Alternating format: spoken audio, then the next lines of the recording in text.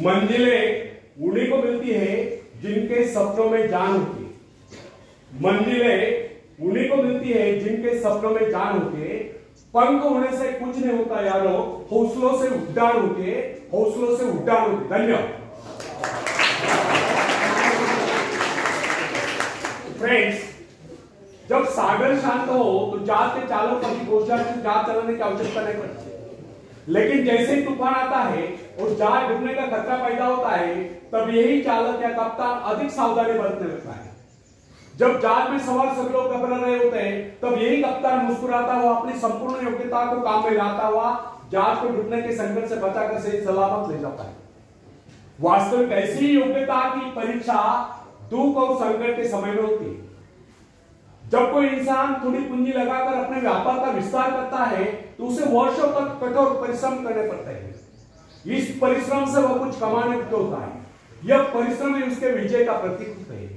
अपने ग्राहकों को शब्द जाल में फंसाकर अपने व्यापार को बढ़ाता है और एक दिन सफल व्यापारी बन जाता है। बाद में छोटे मोटे कारोबार संकट उसका कुछ नहीं बिगाड़ पाते। जो लोग इससे पहले उसे कम पूंजी वाला समझकर उसका मजाक उड़ाया करते थे, आज वही लोग उसकी सफलता की प्रशंसा करते नजर आते हैं। जिसे कहते हैं अपने हाथों अपने भाग्य का निर्माण, आत्मशक्ति का चमत्कार। फ्रेंड्स, जिसके पास धन की शक्ति हो, उसे शिक्षा प्राप्त करके या विद्या प्राप्त करके आत्म विकास करने का अवसर कहां है?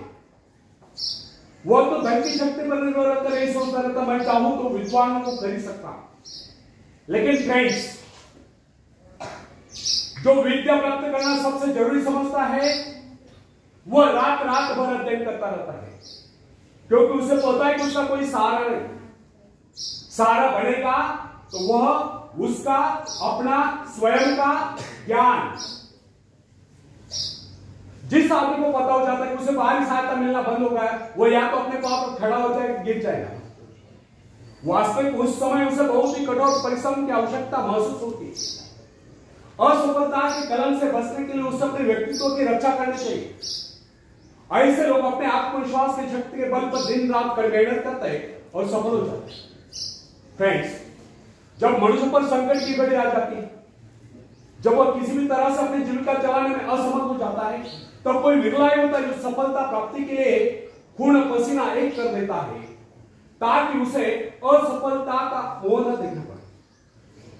संकट काल में तो मनुष्य की बुद्धि का पता चलता है। कई बार ऐसे अवसर पर ऐसी सफलता मिलती है जिसकी मनुष्य ने सपने में भी आशा नहीं की। वो स्वयं सोचने लगता है कि मुझे इतनी सफलता कैसे मिली। वास्तविक ऐसी शक्ति हर इंसान के भीतर छुपी होती है, परंतु वो उसे पहचान नहीं पाता है। जैसे वह संकटों से गिर जाता है, वैसी यह शक्ति बाहर निकलकर उसकी सहायता करने आ जाती है। जो काम इससे पहले वह संभव समझ रहा था, वही काम पूरे हो जाते हैं। इसका कारण यह है, जब मनुष्य का जीवन चारों खतरों से गिर जाता है, तब उसे बाहर निकलने के लिए वह हाथ पैर मारना शुरू कर देता है, और इस संघर्ष से उसकी बुद्धि तेज हो जाती है। उसमें एक प्राकृतिक नैसर्गिक शक्ति आ जाती है। फ्रेंड्स, अपने जरूरतों की पूर्ति के लिए संघर्ष करना हम सभी का कर्तव्य है।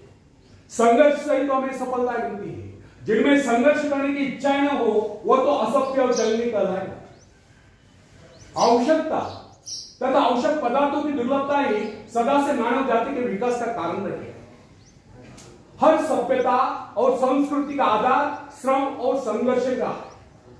जो अपना लक्ष्य पाने में खो गया, वही कुछ नहीं सका। कई वैज्ञानिक अपनी साधना में लीन होकर अपने लक्ष्य को पाने के संघर्ष में जूझते रहे। उनके परिवार जन अभावग्रस्त होकर भूखे मरते रहे, परंतु उन्होंने अपने उद्देश्य को प्राप्त करके चैन की सांस ली। जब उन्हें सफलता प्राप्त हुई, तो लोगों को उनके आविष्कार यानी कि शोध बहुत बड़े आश्चर्य से प्रतीत हुए। फ्रेंड्स, आवश्यकता ही आविष्कार की जगह, शोध की जगह। यह जरूरत ही कमाल है जिसने मानवीय सभ्यता को कहां से कहां पहुंचा दिया। अश्मयुग से संगणक युग तक जरूरत के लक्ष्य का निर्णय करते, इसे पाने के लिए वैज्ञानिक का शोध करता जी जान से जुट जाते हैं। मनुष्य की गुप्त शक्ति का पता उस समय चलता है जब कोई जरूरत आकर उसके सामने खड़ी होती है, उसकी पूर्ति के लिए वो संघर्ष करता है। मनुष्य की यह गुप्त शक्ति आपातकाल में प्रकट होती है। इसका सीधा अर्थ यह हुआ, यदि मनुष्य को किसी वस्तु की आवश्यकता न हो तो उसके आंतरिक शक्ति का अंत होता है। बाहरी सहायता लेने से भी इस आंतरिक शक्ति को बाहर निकलने का अवसर नहीं मिलता। जो काम इस शक्ति द्वारा लिया जाने वाला था वही काम हम दूसरों की सहायता लेकर झटपट कर डालते हैं और पंगु तथा शक्तिहीन बने रहते हैं।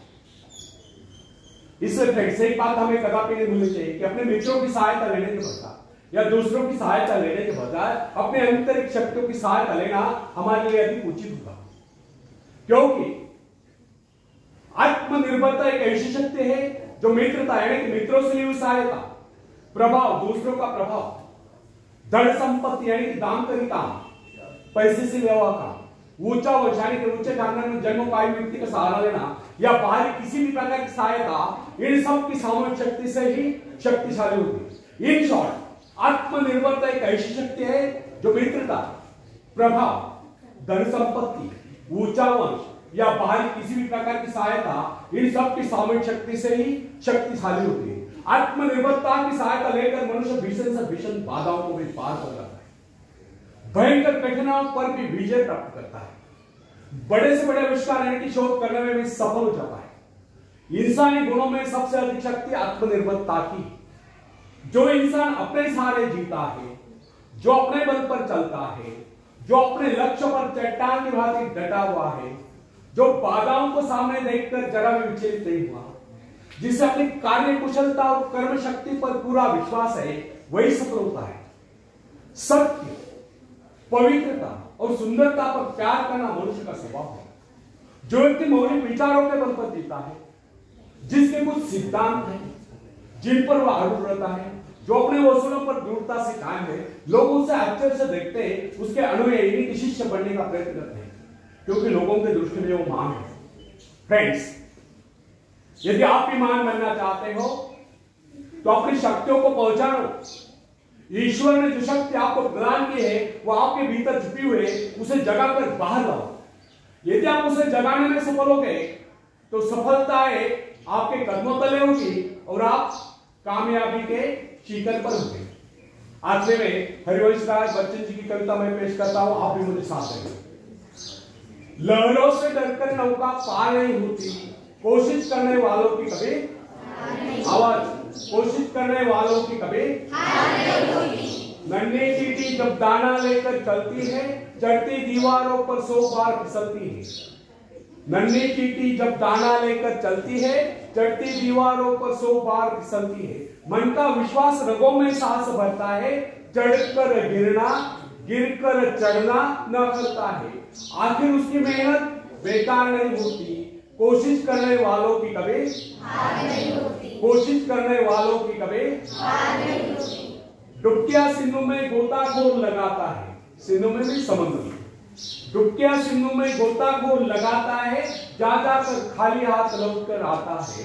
मिलते नहीं सोची मोती गहरे पानी में, मिलते नहीं सोची मोती गहरे पानी में, मुट्ठी उसकी खाली हर बार नहीं होती, कोशिश करने वालों की कभी आवाज गलत है, कोशिश करने वालों की कभी हार नहीं होती। और आखिरी पद आप सबके लिए बहुत इंपॉर्टेंट है, पूरे ध्यान से सुनिए। असफलता एक चुनौती, इसे स्वीकार करो। असफलता एक चुनौती, इसे स्वीकार करो। क्या कमी रह गई देखो और सुधार करो। जब तक न सफल हो नींद चैन को त्यागो, तुम संघर्ष का मैदान छोड़कर मत भागो। कुछ किए बगैर जय जयकार नहीं होती, कोशिश करने वालों की कभी हार नहीं होती, कोशिश करने वालों की कभी हार नहीं होती। धन्यवाद।